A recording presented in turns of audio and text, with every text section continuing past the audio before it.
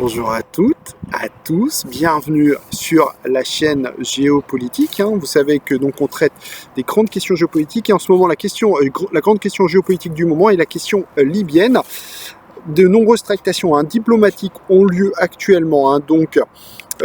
pour régler la question libyenne. Alors pas plus tard que lundi, les deux protagonistes du conflit libyen, à savoir le gouvernement libyen de Fayez al-Sarraj, donc et le maréchal Haftar se sont retrouvés donc à Moscou pour signer un accord de cessez-le-feu, accord qui a été signé uniquement par le gouvernement internationalement reconnu de Tripoli, tandis que le gouvernement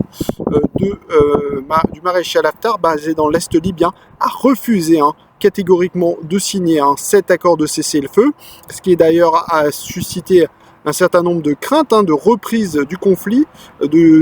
le maréchal Haftar ne profite de cette absence de signature pour reprendre ses bombardements sur Tripoli. Alors il faut dire qu'il y a eu simplement des bombardements sporadiques sur Tripoli, rien de comparable à ce qu'il y a eu au plus fort de la guerre. Et tout ceci pourrait peut-être s'expliquer du fait que dimanche a lieu une nouvelle conférence, cette fois-ci à Berlin, sous la supervision de l'Allemagne.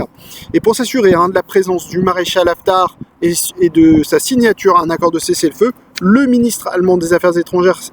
s'est déplacé hier à Benghazi pour rencontrer le maréchal Haftar, lequel déjà lui a premièrement signifié qu'il viendrait bien à Benghazi, à Berlin, excusez-moi, le lieu donc de la conférence, et qu'il pourrait signer cet accord de cessez-le-feu. En tout cas, ce sont les termes du ministre des Affaires étrangères allemand, Heiko Maas. Aujourd'hui, c'était au tour de maréchal Haftar de se déplacer. Il s'est rendu à Athènes où il a rencontré le ministre des Affaires étrangères grec et le Premier ministre grec, M. Mitsotakis, lequel lui a enjoint également de signer l'accord de cessez-le-feu. Il faut savoir que la Grèce est plutôt en bon terme avec l'administration de Benghazi du maréchal Haftar, est en froid avec le gouvernement internationalement reconnu basé à Tripoli, du fait que le gouvernement libyen a signé un accord maritime avec la Turquie, ce qui a valu l'expulsion de l'ambassadeur libyen à Athènes et la rupture des relations diplomatiques entre la Libye et la Grèce, du fait que cet accord maritime exclut les zones maritimes de Crète. D'ailleurs, il faudra qu'on fasse une vidéo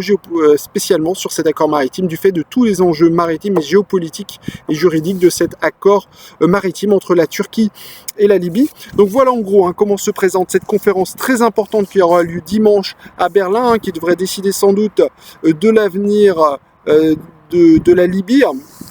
Beaucoup d'espoir repose sur cette conférence, car s'il y a échec, on peut déjà parier sur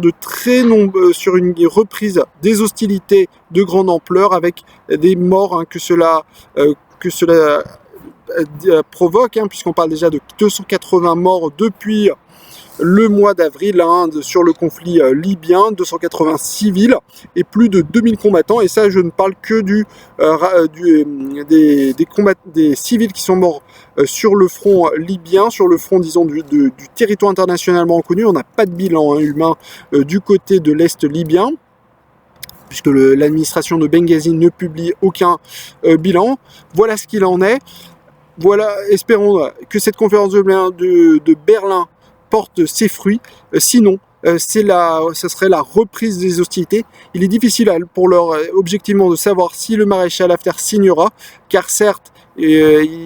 comme on l'a dit, un certain nombre de puissances régionales lui ont mis la pression, à commencer par la Grèce, l'Allemagne, mais en réalité le maréchal Haftar prend surtout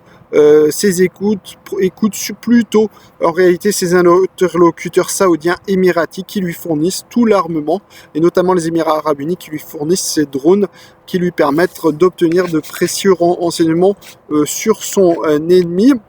Ce qu'il faut savoir, c'est qu'également le maréchal Haftar est également sous la pression du fait que cette semaine, la Turquie a continué son déploiement de troupes. Et d'ailleurs, le président Erdogan, suite à l'échec de la conférence de Moscou,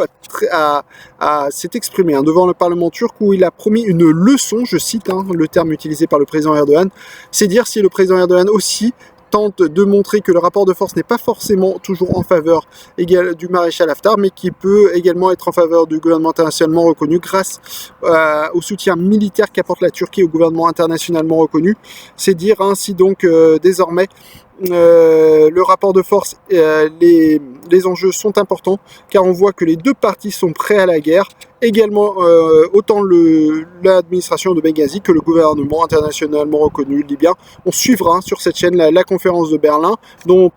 les hôtes seront entre autres d'importants chefs d'État comme le président Macron, le président Erdogan, donc comme on l'a dit, la chancelière Merkel qui est l'hôte de cette conférence, mais également